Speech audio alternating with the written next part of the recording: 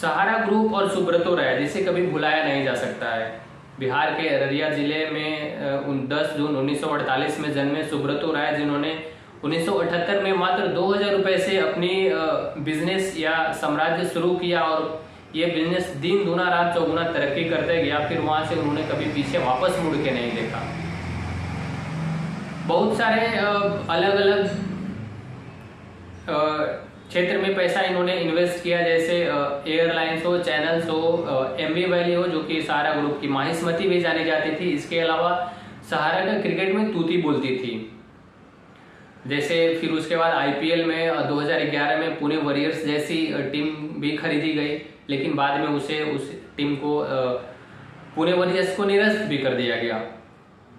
तो आज बात करते हैं उन 2 से 2.5 हजार करोड़ लोगों का जिन्होंने सहारा ग्रुप में एक OFCD नाम की जो एक ये संस्था बनाई गई, सेबी के द्वारा इसे लाइसेंस लिया गया और इसमें पॉलिसी ये हुआ था कि इसके द्वारा इसमें बहुत बड़ी मोटी रकम में पूंजी जमा की जाएगी और जो इसमें पूंजी जमा करने वाले लोग होते हैं उन्हें वापस इसे इंटरेस्ट के साथ पैसा रिटर्न किया जाएगा। इसका ऐसा ही कुछ पॉलिसी होता है। जैसे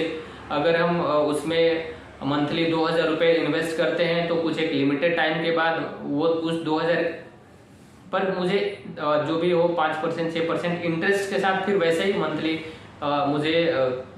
कुछ समय तक उस पैसा को वापस दिया जाएगा। कुछ इसी तरह से लगभग 2 से 2.5 हजार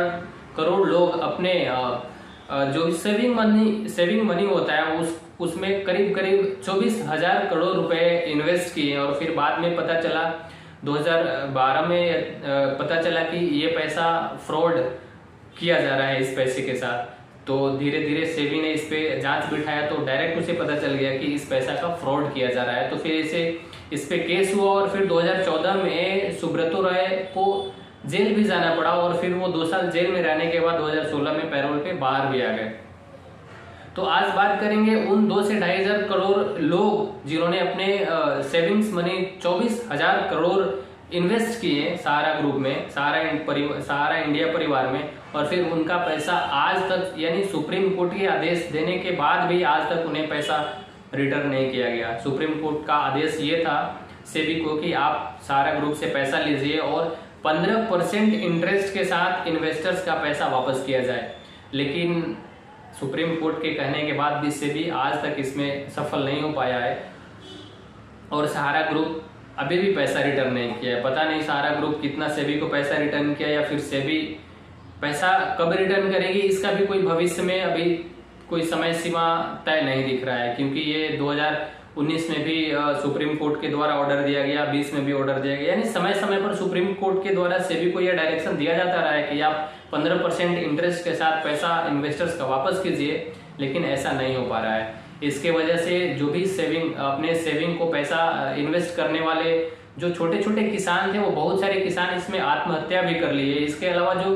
पैसा को जमा करने वाले जो एजेंट होते हैं वो एजेंट इतने परेशान थे, एजेंट